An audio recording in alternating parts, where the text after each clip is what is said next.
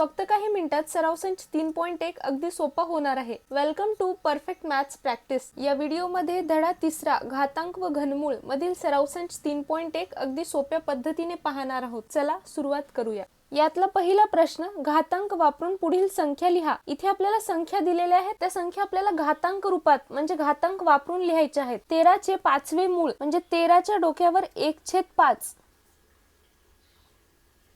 जर 13 चे 10वे मूळ म्हणत असेल तर 13 च्या डोक्यावर 1/10। 13 चे 20वे मूळ असेल तर 13 च्या डोक्यावर 1/20। जेव्हा मूळ विचारले जाते तेव्हा 1 लिहून ती संख्या लिहायची। जर 13 चा 5वा घात म्हणत असेल तर 13 च्या डोक्यावर 5। 13 चा 20वा घात पाहिजे असेल तर 13 च्या डोक्यावर 20 आणि 13 चे 20वे मूळ म्हणत असेल तर 13 च्या डोक्यावर 1/20 अशा पद्धतीने लिहायचं। 9 चे 6वे मूळ म्हणजे 9 च्या डोक्यावर 1/6।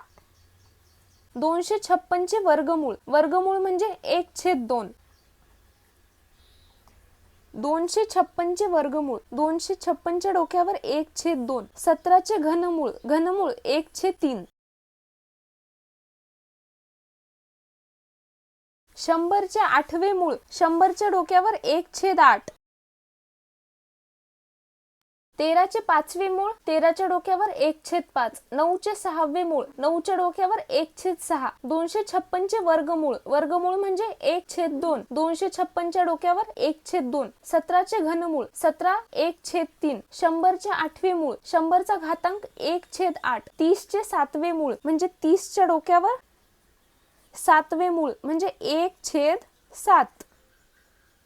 त्याच्यानंतर पुढचा प्रश्न, खालील घातांकित संख्या कोणत्या संख्येचे कितवे मूळ आहे ते लिहा। इथे आपल्याला कितवे मूळ आहे ते दिलं होतं, आपण संख्यामध्ये लिहिले। आता इथे संख्या दिलेली आहे, ते आपल्याला कितवे मूळ आहे ते लिहायचे आहे। पहिला प्रश्न, 81 चे चौथे मूळ, 1/4 म्हणजे चौथे मूळ। 81 चे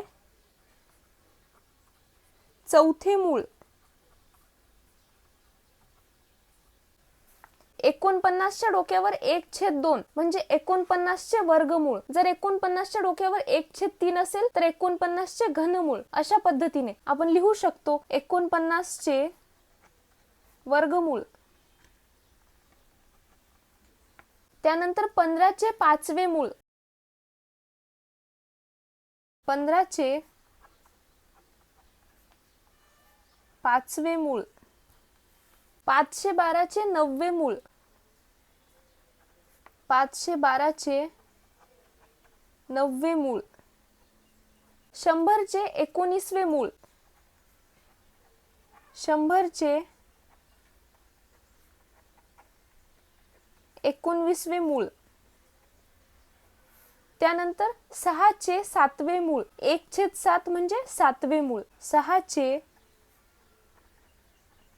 7वे मूळ। याचा तुम्ही स्क्रीनशॉट काढून घेऊ शकता।